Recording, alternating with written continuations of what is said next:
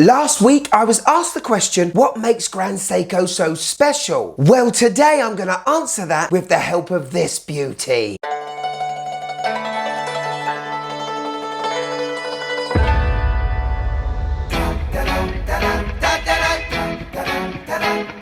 Yes, and welcome to the Mad Watch Collector Show. Today I'm going to give you 4 reasons why Grand Seiko watches are special. I have to say a huge thank you to Francis & Gay Jewelers. They are a very proud authorised dealer of Grand Seiko. A big thanks to them because I have been sent an absolute icon. The poster boy. The flagship. I don't know many Grand Seiko references, I've got to be honest, but when someone says the reference SBGA 211, well, there's only one snowflake, isn't there? And look at this absolutely beautiful watch. If you were a watch looking to date another watch, you definitely say, I wouldn't kick her out of bed. This watch is pretty damn special. However, there is a reason why I don't own it. I'll go through that at the end. But using this absolute stunner, here's 4 reasons why Grand Seiko is special.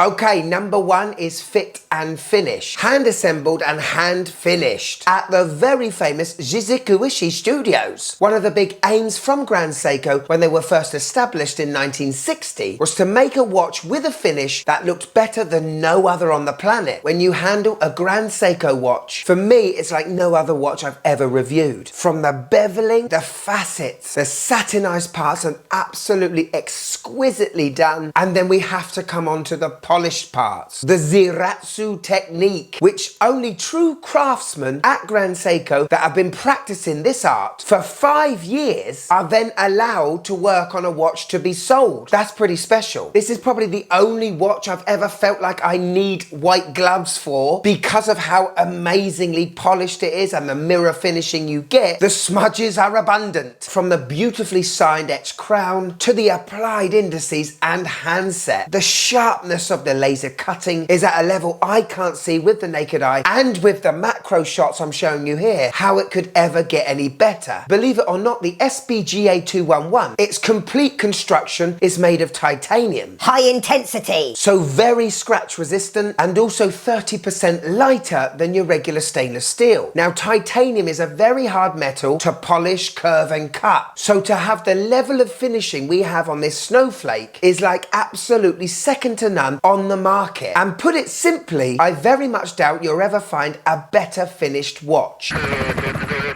Number 2, and it is dials. Grand Seiko are synonymous for making absolutely exquisite, textured, delicate dials that only Grand Seiko can do. The reason why this watch is called the Snowflake is because of this dial. The colour and texture has been influenced by the mountains very close to the Grand Seiko studios, where in some months of the year they are covered in snow, and when there's a lot of breeze in the air, that dry snow has this kind of overlapping effect, and it completely baffles me how textures like this snowflake can be made so small and yet so delicate. I really don't want there to be that sapphire crystal on the dial, because I just want to touch it, you know? Probably best I don't own one. Not just the dial, but how the indices just look like they are floating above that texture is honestly bewildering. To own a watch with this sort of dial is something special. And again, it just outlines the craftsmanship and hours of work that goes into making just one of these watches.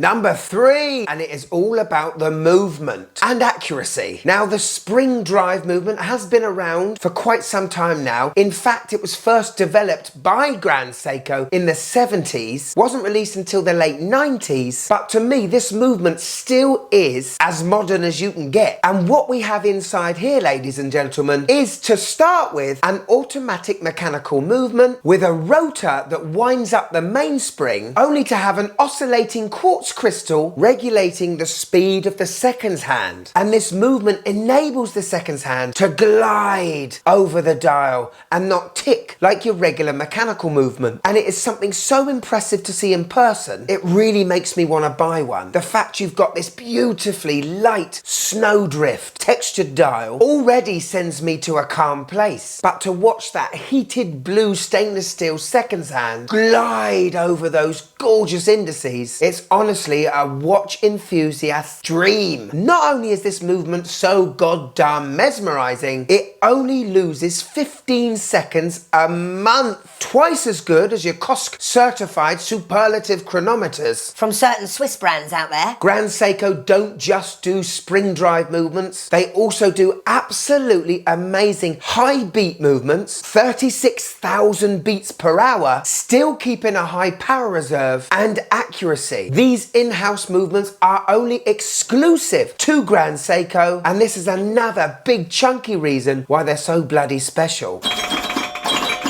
Last but not least, we come to the value. Obviously, with all watches and anything you buy, value is in the eye of the beholder. Or the buyer. Now, this show hasn't gone on for too long, has it? But even after these few minutes, you can see why Grand Seiko are pretty special. Unlike no other fit and finish, awesome materials used, the captivating dials, and the market-beating yet destroying in-house movements. So when you put all that in a package and find that the retail price is £5,800, it's no surprise this snowflake is so popular. There is that stigma attached to Japanese luxury watches, but honestly, you do not need to be worried about that. You've got the beautiful, delicate, light dial, the gorgeous spring drive gliding seconds hand, the titanium case, which, to be honest, I'm not a massive fan of titanium. Definitely on sports watches. I see the SBGA 211, a sort of hybrid between a dress watch and a sports watch. We do have 100 meters water resistance, so it could do and go anywhere, but the concept of it being light as a snowflake. There aren't a lot of companies in the world doing this sort of stuff. Can you see how special they are now?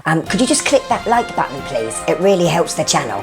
Thank you. Now, a couple of things that Grand Seiko get pulled up on are: one, the bracelet. Now, the construction and the finishing of the links is second to none. They are held together by pin and collars, which may put off some, but the elephant in the room is always the clasp. The very small double deployant with no micro adjusts or no on-the-fly extension. You do have half links with these bracelets, and them being more dress watches, the wrist would never really expand that much for you to need on-the-fly adjustments. However, if Grand Seiko were to design and create an innovative way of having on-the-fly micro adjustments, I think it would be much harder for people not to take a look at them. The other thing is the resale value. Unless it's a limited edition, Grand Seikos aren't like Rolex, but let's face it, who is? They're not worth more after you take them out of the AD. However, they don't lose too much. Grand Seiko is not Rolex. These days, Rolex are more a fashion or a status brand than an actual watchmaker. In the eyes of the world. And really, it's only true watch enthusiasts that know about Grand Seiko. If I'm out in the wild and I see someone with a Grand Seiko on their wrist, I would 100% think to myself, that dude likes watches. Whereas if I was to see someone with a Rolex, I'm not sure what to think these days.